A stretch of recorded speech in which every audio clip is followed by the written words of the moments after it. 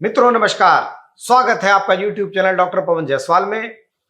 Non government organisations trust school college को प्रोत्साहित करने के लिए अब आयकर ने छूट के नियमों में किए परिवर्तन। क्या, क्यों, कैसे, आइए जानते हैं इस वीडियो में।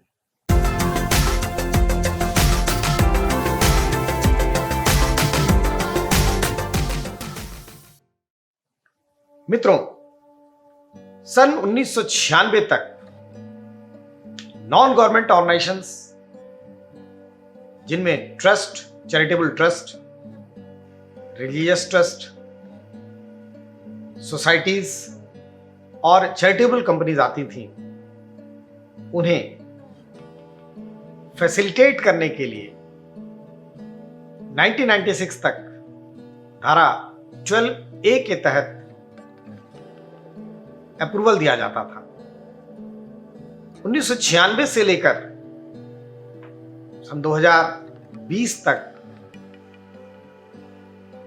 सेक्शन 12AA के अंतर्गत अप्रूवल दिए गए और उनसे ये संस्थाएं भरपूर लाभ लिया करती थीं आयकर में। किंतु अब केंद्र सरकार ने एक विस्तृत ऑब्जर्वेशंस को देखते हुए, विभिन्न समितियों की संस्तुतियों को देखते हुए, करदाताओं को कर निर्धारण के समय आने वाली परेशानियों को देखते हुए एवं एनजीओस की कार्यशैली को और अच्छा बनाने के लिए वर्ष 2020 से, यूं कहें अक्टूबर के माह से, धारा 12AB लागू कर दी है। क्या है ये धारा 12AB? ये धारा 12AB पहले धारा 12AA और धारा 12A के अप्रूवल को रिप्लेस कर देगी। हमने जैसा पिछले वीडियो में अपने बताया था कि अब एनजीओस को आयकर में पुनः रजिस्ट्रेशन कराना पड़ेगा। जो पहले से भी रजिस्टर्ड थे उन्हें पुनः आवेदन करना पड़ेगा, तो उन्हें यह आवेदन धारा 12AB के अंतर्गत करना पड़ेगा। यानी कि सन 2020 के बाद अब चैरिटेबल संस्थाएं छूट लेने के लिए, अपनी आमदनी पर छूट क्लेम करने के लिए सेक्शन 12AB के तहत आवेदन करेंगी और अप्रूवल के पश्चात अपनी एक्टिविटीज को आगे बढ़ाती रहेंगी और आयकर में छूट लेती रहेंगी। तो सबसे पहले मैंने 3 बातें जो बताई कि 1996 तक सेक्शन 12A, 1996 से 2020 तक सेक्शन 12AA और अब section 2020 and onwards section 12AB ने इनका स्थान ले लिया है। क्यों संस्थाओं को पुनः आवेदन करने के लिए वित्त मंत्रालय ने प्रेरित किया है? 2 बातें हैं।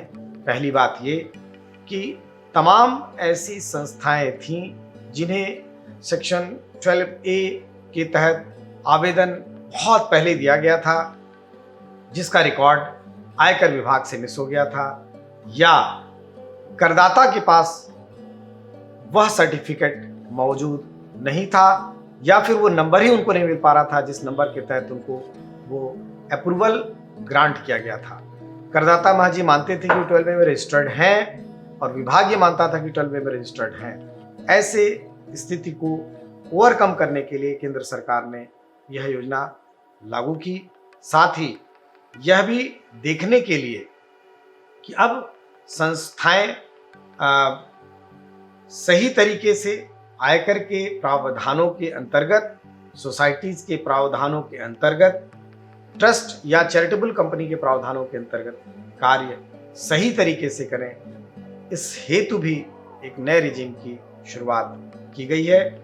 यहाँ मैं ये बता दूं कि ऐसी तमाम संस्थाएं थीं, चाहे वो एजुकेशनल इंस्टीट्यूशंस हुआ करते थे या वो हॉस्पिटल्स वगैरह हुआ करते थे, शिक्षा या स्वास्थ्य के क्षेत्र में काम करने वाली संस्थाएं थीं, जिन्होंने सेक्शन 12A या 12AA में तो अप्रूवल कराया ही था, साथ ही उन्होंने आयकर अधिनियम की धारा 1023C और उसके उपबंधों के अधीन भी रजिस्ट्रेशन दोनों सेक्शंस में कराया हुआ था।